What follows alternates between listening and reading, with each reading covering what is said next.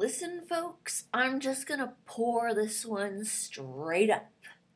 If I hear about one more case of some fresh faced, apple cheeked teenage girl getting shit faced at a party full of idiot boys and then getting raped by a handful of said idiots while she's passed out, I'm going to run outside with a baseball bat and start smashing windshields just because I can.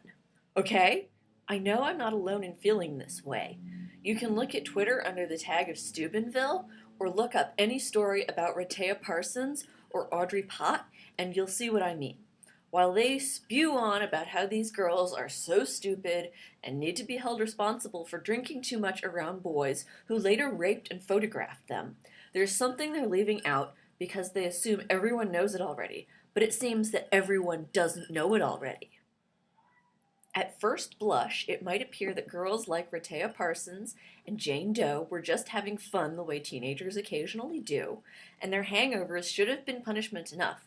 But this is the reality that I'm going to share with you all that should put this crying about victim blaming and rape culture to rest.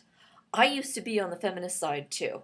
I used to think that perhaps rapists actively encouraged their victims to drink excessively so that they would be vulnerable, but that's an oversimplification. I'm going to tell you all how women not getting drunk around men will actually stop rape once and for all. Now get ready because I'm going to tell you something politically incorrect.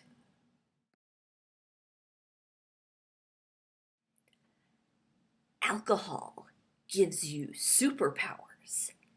As a woman, it makes you pathologically irresistible to men. Once you cross a certain threshold of intoxication, you start emitting this energy field that reaches any males in the vicinity and radically alters their brain chemistry. The magical aura of your drunkenness makes these poor, helpless men totally lose all their self-awareness and impulse control.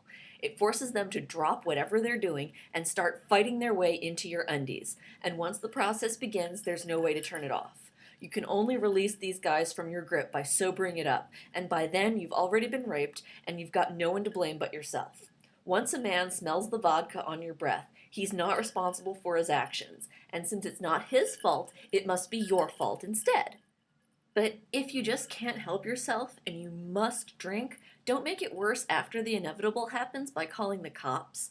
If you press charges, then you're ruining those guys' lives when you're the one who set them up to molest you in the first place. It's like holding a strip of bacon in front of a starving dog and then beating up the dog when he eats the bacon. I know this is not what you ladies like to hear, but this is how it is. A man is nothing but a hungry, untrained dog, and your vagina is a passive piece of cooked meat. If you get drunk in front of men, or if you get drunk where a man might later arrive, or if you get drunk where you might have to walk past some men on your way home before you've sobered up, then you are just holding your bacon out to that poor dog who has no choice but to sink his teeth into that firm, juicy flesh. So if you get raped while you're drunk, you don't get to call yourself a victim. If you fail to get your face out of the way of his fist, he's going to have bruises all over his knuckles, and it'll be your fault.